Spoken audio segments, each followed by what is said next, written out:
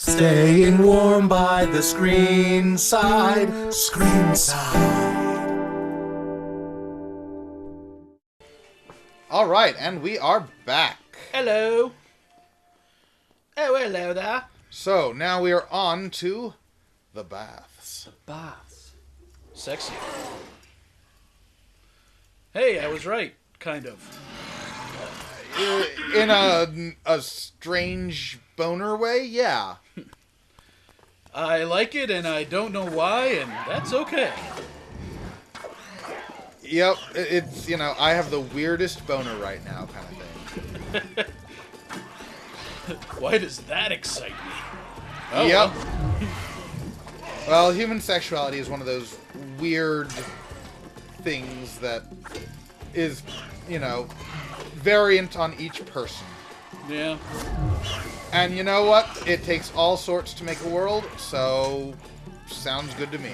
Boner on, bro. Just don't make me participate in the bits that I don't want to participate in, and we won't have problems. Really? You hit me with your fucking arrow, Farah?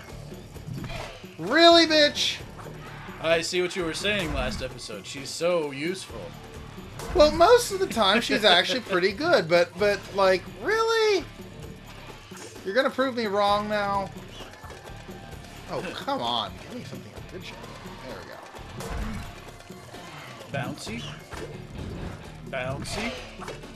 Oh, you just sliced his His sandy balls.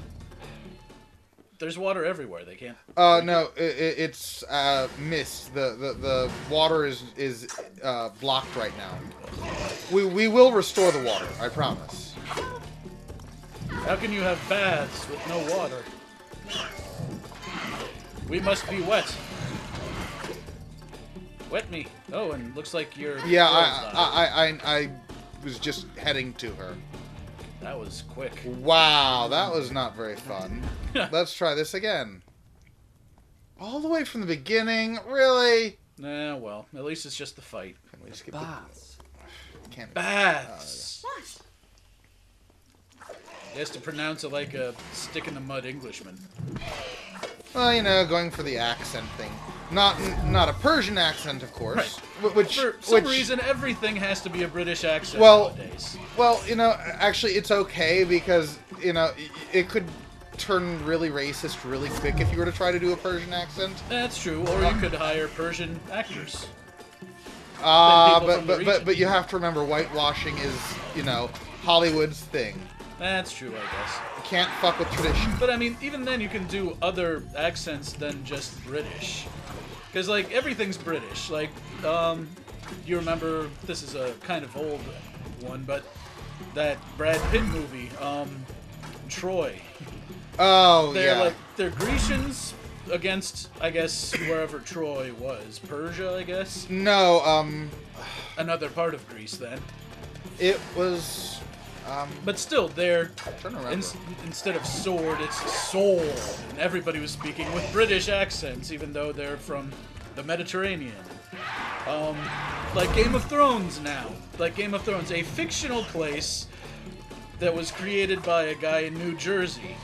And they all have to speak with these high-class British accents. Don't forget How to Tame Your Dragon. I mean, we're talking about like Norse. The Norse, but yet there they are with a Scottish accent for at least the Hiccup's dad. I mean, at least Scotland is close to Norse. Like the Norsemen often frequented. I mean, it doesn't. Way back in the days. It doesn't bother me. It's just odd. I mean, like when my family and I watched that movie, it's all my father could talk about was like, so why does he have a Scottish accent? And Mom and I are just like, for plot. I mean, it just that's actually not that bad, as I said, because Scotland was often involved with like Norse and. I agree. It is just still kind of funny that they would choose that.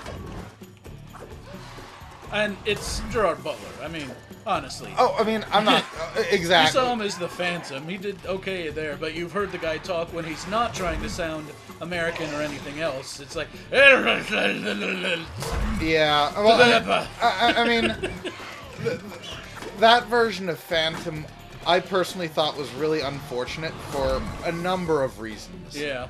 For one, they changed the plot to suit the fact that it was a movie.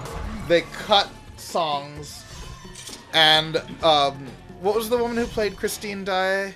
I can't remember. Honestly, she, and I'm not trying to be mean to her, but she really can't sing very well. Yeah. And she should. And Gerard Butler well, didn't at least, have the voice for the role either. Well, and that's just they it. changed a lot of the songs to make it into his range instead of casting somebody who could destroy them. For both of them, for her and for him, I think that was a very problematic thing to do. Yeah. Now, I liked some of the things that movie did.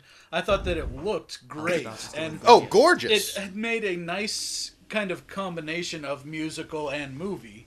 Because there are some parts like, what is that? The Nathan Lane, Matthew Broderick. Oh, the part. producers. Yeah, the I was about to say, I love the Broadway version. The movie version made me cry. Yeah. I love the movie. Awful. The original movie version is great. And the Broadway version is great. But when they did the movie version of the musical, it was like they didn't quite understand what to do in the movie form of the musical. Yeah, but you know They're what? like, we can do this, and you saw in stuff like I Want to Be a Producer where they tried to make it big, but then they did the stuff in the jail where it was like watching and on the stage. And and it was like so inconsistent. Yeah.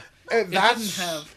If it was going for one, that's cool. If it was going for the other, that's cool. But it was like they didn't know which one they wanted to be. Thank you. I'm so glad that you think the same, because I really hated that version of the producers. I mean, and I'm so glad that they got... Performances were good. It was just that some concepts didn't work out as well as I believe they could have. Well, actually, the thing is, I will say Nathan Lane, I agree, had a great performance, and I will say, I like Matthew Broderick, in the... Okay, we're rewinding all of that. That didn't happen. He took it to the face and then the back of the head and knocked him off. That was... Yeah, exactly. Brilliant death. Not great to die, but it was very entertaining for me. Okay. No, but Matthew Broderick, I personally thought, at the beginning of the movie, his character just was off. Yeah. I don't know. It was almost like, and I'm not meaning this in a negative way, but it's almost like he had like Asperger's or something. At least that's how it felt. I mean, like the character? Yeah, like the character did. Mm-hmm. I mean, it just he didn't sound right compared to, say, the recording of the Broadway show. And so I really didn't enjoy the movie. I mean, for that reason. I just felt that his performance at the beginning was just... It didn't feel right.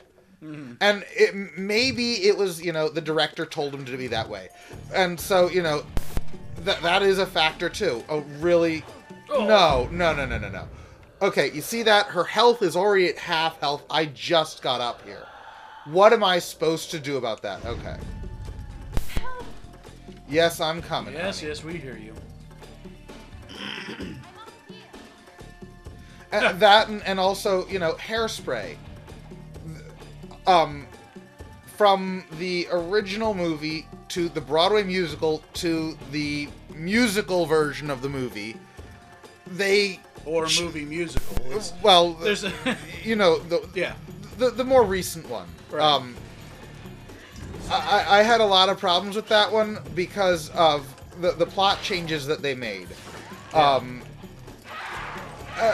And also the fact that they didn't get Harvey Fierstein to play Edna Turnblad. That to me was the part that got to me the most. And to have John Travolta do it. I think that was kind of funny. It wasn't as good as if Fierstein did it. But you see, I didn't find him funny in it. I thought he did a really... It wasn't bad, it just wasn't good. Yeah. He just... dropped the ball. It's not an overly hard part to do. But you know, and maybe like I said, maybe it's direction. I mean, oh come on, we are so rewinding that. And I know that it's a Hollywood thing to fuck with musicals, because goodness knows it's not the first time that Hollywood has done fucked up the movie of a musical. Yeah. With plot changes. I mean, Hello Dolly has been changed. Yeah. I mean, Pretty much you name it. Yeah, fuck with it.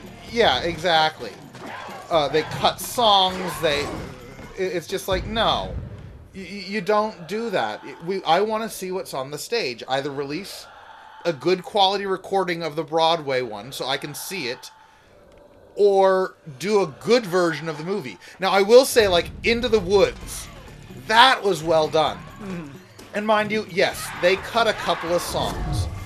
But the songs that they cut, yes, I do miss No One Is Alone, by all means, but but at the same time, they got rid of the narrator, and it made sense for the movie. Right. So in that case, I can forgive that, because you don't need a narrator. Just like how there's no they get rid of the mime in the movie version of the Fantastics. I mean, that makes sense just because that character really only works because it's a stage play.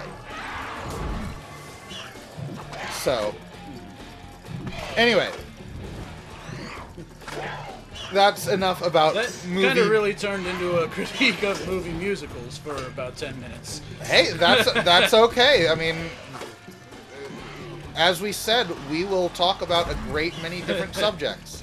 Yeah. So, and our subjects will vary. We won't talk about just those, but... Right. Oh, really? Come on. And I'm not rewinding for a couple of reasons, but... Come on.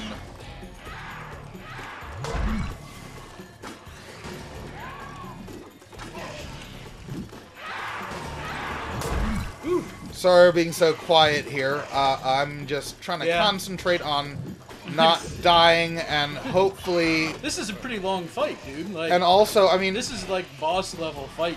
Remember, when I came out of that room with the stupid log that like knocks you to death... Yeah. Farah was already at half health. Yeah. And like... So you were fighting... so I was trying to just protect her so that she wouldn't die. Yeah. Let alone take care of myself yet. And so it's like, oh my god, stop it. Oof. All right. Finally. There we go. All right, so next time on ScreenSide. Yeah.